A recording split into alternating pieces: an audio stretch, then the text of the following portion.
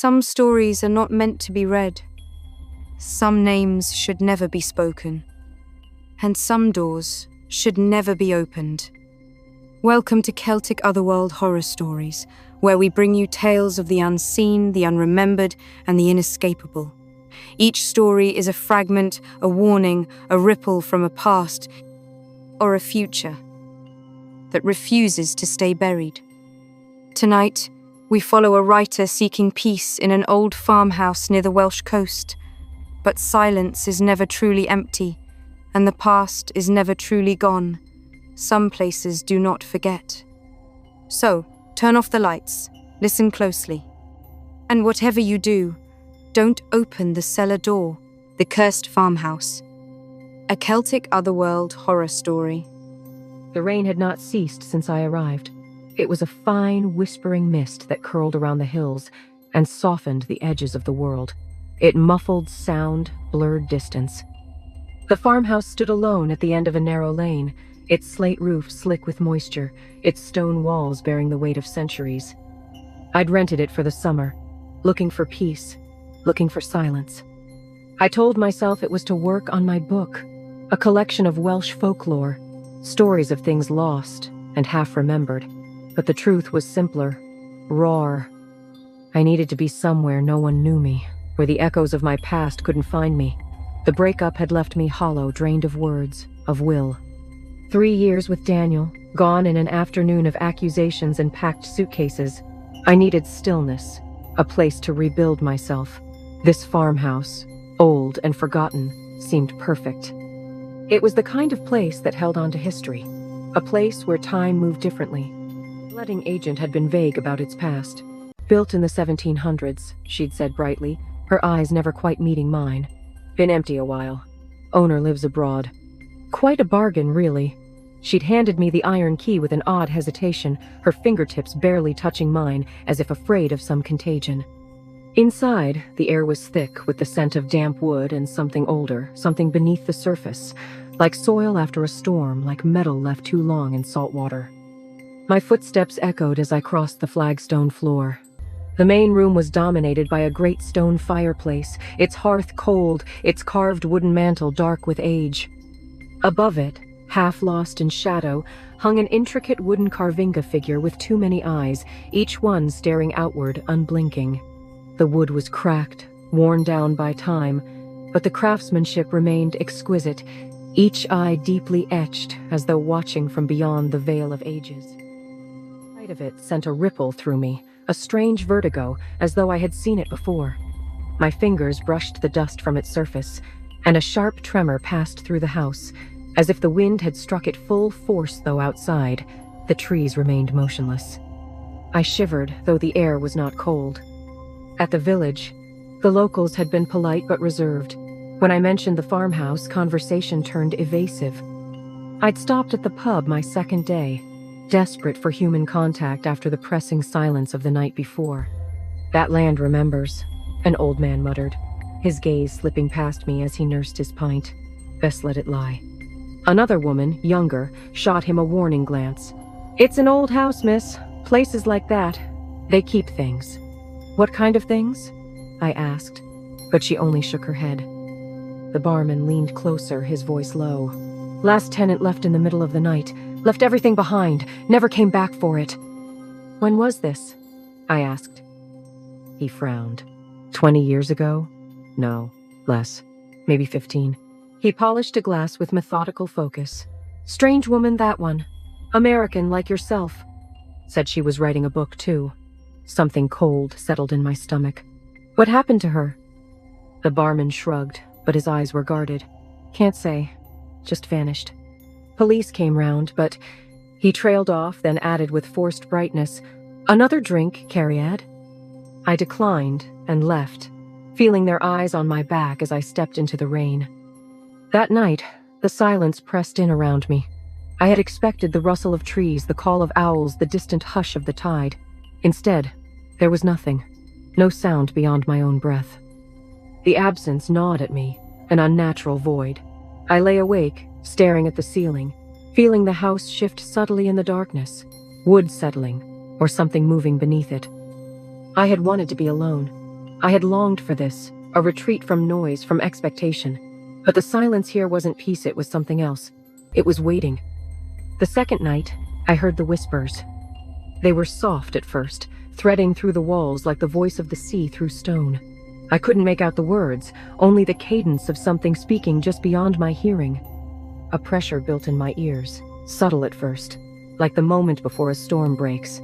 I pressed my ear to the wall, feeling the faint vibration, the breath of something waiting. The air smelled of brine, though the sea was miles away.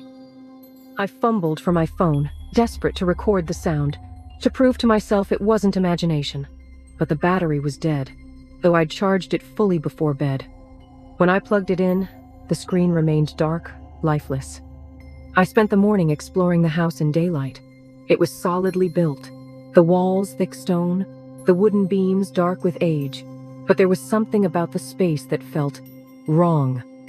It was too large for what I had seen from outside, the angles subtly askew. I counted the windows in the sitting room, 3. Yet when I stepped outside and turned back to the house, there were 4. The extra one was dark, empty, its reflection catching something that was not me. And then there was the cellar. The entrance was beneath a faded rug in the kitchen, a trapdoor with a rusted iron ring. It took my full strength to lift it, the wood groaning in protest.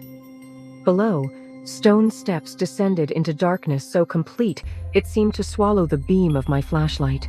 The air that rose from below was cold and carried that same scent of salt and metal. I had expected a storage space, but there, at the far end, stood a door that should not have been there. The farmhouse was not large enough to contain whatever lay beyond.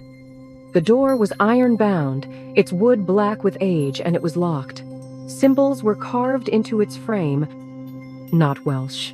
Not any language I recognized. They seemed to shift when I looked at them directly, rearranging themselves. I pressed my palm to the wood, and a cold so sharp it burned lanced up my arm. I recoiled, breath catching. The whispers returned, curling beneath the cellar's stone ceiling. I did not stay long. That night, the rain paused briefly. In that moment of quiet, I heard something outside. Footsteps in the wet grass, circling the house. Too regular to be an animal, too heavy. I peered through the window but saw only darkness and the glistening fields beyond. The footsteps continued their circuit, unhurried, deliberate. When they stopped at the front door, I held my breath. No knock came, just silence and the sense of something waiting. The dreams began that night. I stood on the shore, the tide drawing back, revealing something vast beneath the water.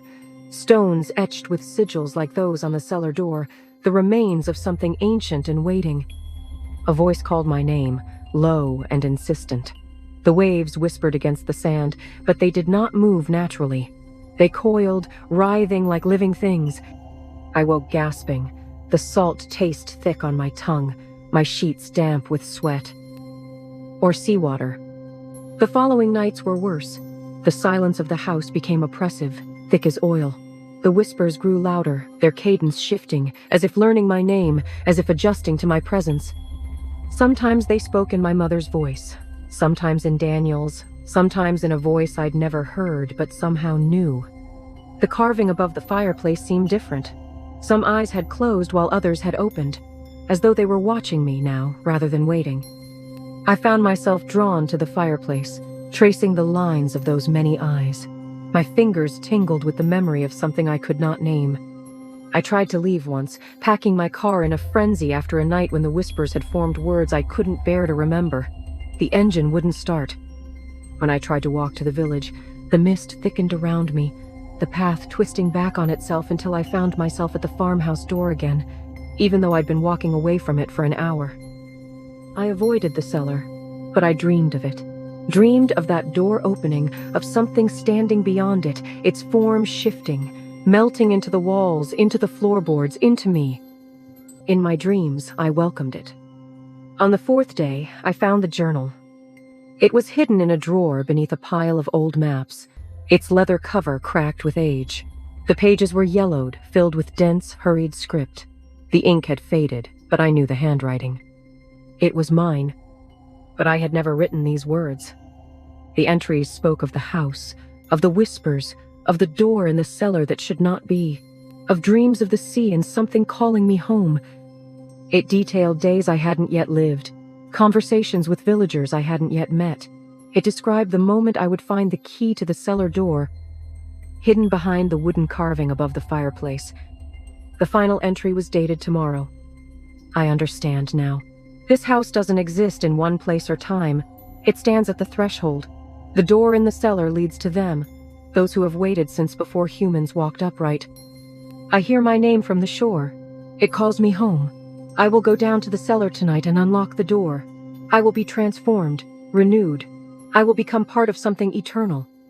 If you are reading this, if I am reading this, know that we have always been here, always been part of them. The breakup was just the catalyst to bring us back. We belong to the house, to what waits beneath. We always have. My breath hitched.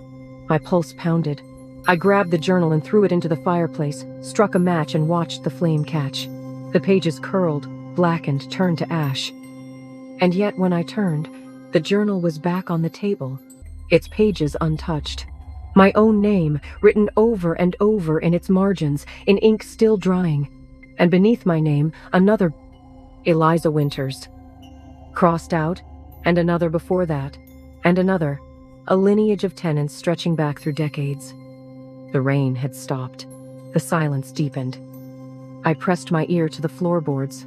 The sound of waves lapped softly from beneath. Slow, deliberate, impossibly close.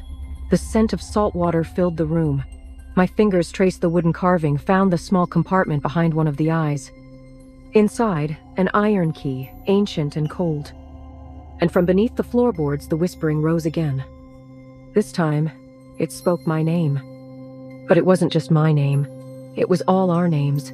Every tenant who had ever come here seeking solitude, seeking silence. Every one of us who had felt drawn to this threshold between worlds. I took the key and descended to the cellar, drawn by a compulsion older than thought. The door waited, patient as the sea. The whispers grew to a chorus, welcoming me home. I fitted the key to the lock. It turned without resistance, as if it had been waiting all this time. As if I had been waiting all this time.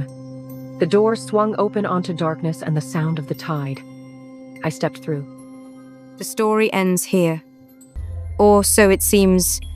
But stories like these never truly end, do they? They repeat. They whisper through the walls. They linger in forgotten books, waiting for someone to read them again. Perhaps you've heard this one before. Perhaps you've dreamed of that house, that door, those voices beneath the floorboards.